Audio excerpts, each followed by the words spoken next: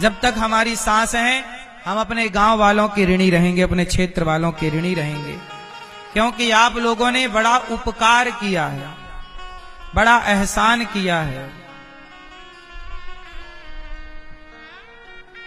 हम तो सदा ऋणी हैं और ऋणी ही रहेंगे। आप लोगों के घर पूजा कराते थे तब हमारे घर रोटी बनती थी। आप लोग पूजा ना करवाते तो हम लोग कैसे यहां रहते और कैसे गुजारा होता, है ना। तो ये आप लोगों का बड़ा बड़प्पन था कि आप लोग हमें बुला बुला करके पूजा करवाते थे। इसी से हम लोगों का गुजारा होता था, इसी से घर की जरूरतें पूरी होती थी, क्योंकि आप सबको पता है खेती बाड़ी का कुछ सहारा था नहीं। घर चलाना तो सबकी जरूरत थी ही। परिस्थितियां क्या थी आप सबसे छिपी नहीं है, लेकिन आप लोगों ने जो साथ दिया है, भगवान करे ऐसे गांव वाले, ऐसे पड़ोसी, ऐसे लोग सबको मिलने चाहिए। इतने अच्छे लोग हमारे गांव के सारे लोग अच्छे हैं, कोई भी बुरा नहीं है। एक भी व्यक्ति ऐसा नहीं है जिसको ये कहा जा सके कि ये बंदा बुरा है। मुझे तो कोई बुरा नहीं लगा। सर्वे भवन्तु सुखिनः। भगवान मेरे राम राम से यही आशीर्वाद है कि जितना ख्याल आप लोगों ने हमारा रखा था उस समय पर, उससे कई गुना ज्यादा ख्याल भगवान आपका सदा रखें।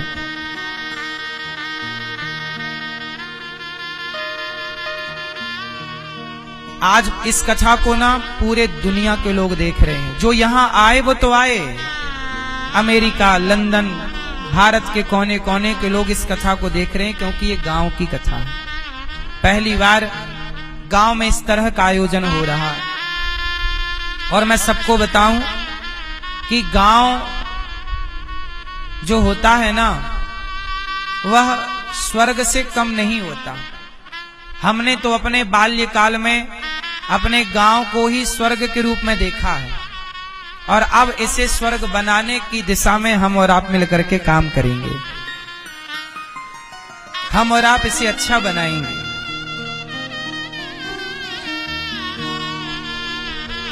हम ही हैं जो आप लोगों के खेतों में जा जाके अकड़ी उखाड़ के लाते थे गाय के लिए चारा मेड़ों में जाके काट काट के लाते थे। चोरी चोरी भी जाते थे। हमारे मौसिया जी आज दिख नहीं रहे हैं, उनके आम चुरा चुरा के खाते थे। ये हमारे चाचा हैं, चाचा के साथ हमने सबसे ज्यादा गैया चराई है। कक्का हमारे, क्यों कक्का सही है? गैया सबसे ज्यादा इनके साथ हमने चराई है। यही हमारे बचपन के दोस्त थे।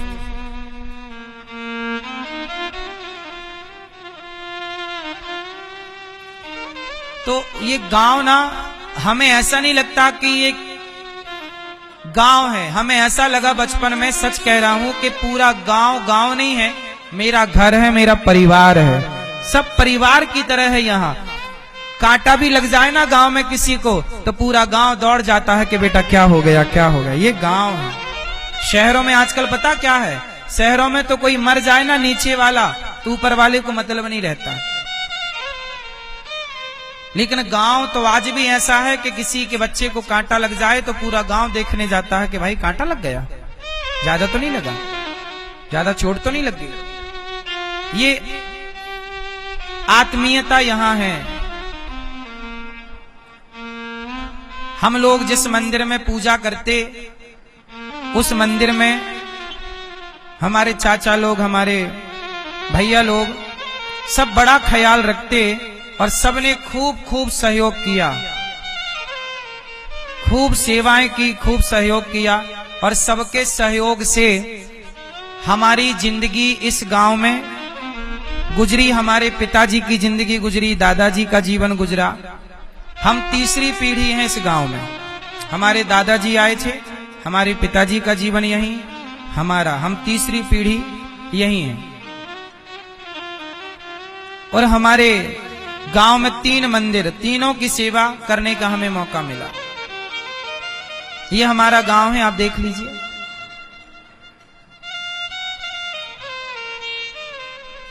ये वो पीपल का पेड़ है जहां हम लोग पूरी दोपहर गुजारा करते थे कंचे खेल के। पूरा टाइम इसी गांव में, इसी पीपल के नीचे तालाब है, यहीं पीपल के पास छोटा सा, उस तालाब में हम लोग दिन भर नहाया करते थे और वहीं तालाब के सिंघाड़े चुरा के खाया करते थे।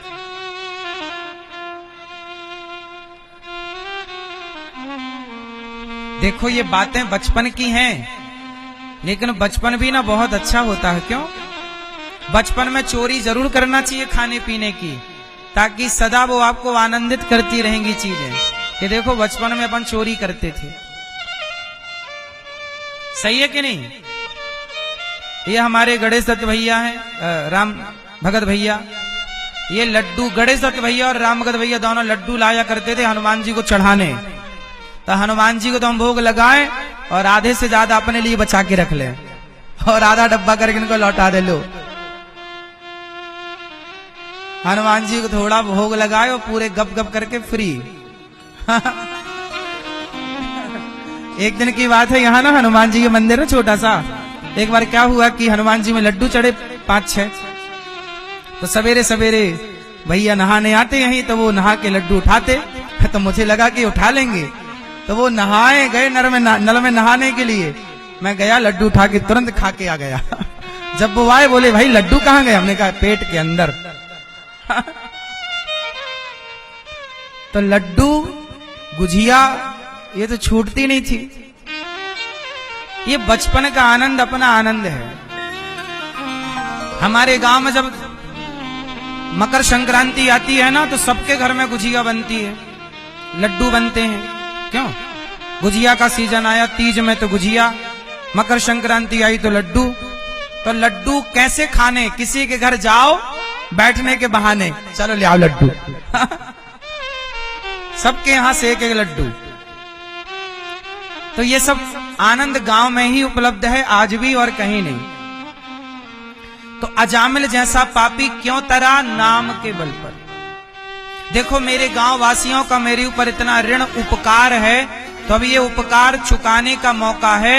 इसलिए दास अनिरुद्ध ने सोचा कि गांव में एक स्कूल बनाकर कक्षा 1 से 12वीं तक समर्पित किया जाए, ताकि यहां हमारे क्षेत्र में शिक्षा का अभाव ना हो। क्यों जी? सही है। हमारे यहां शिक्षा का क्या नहीं होना चाहिए?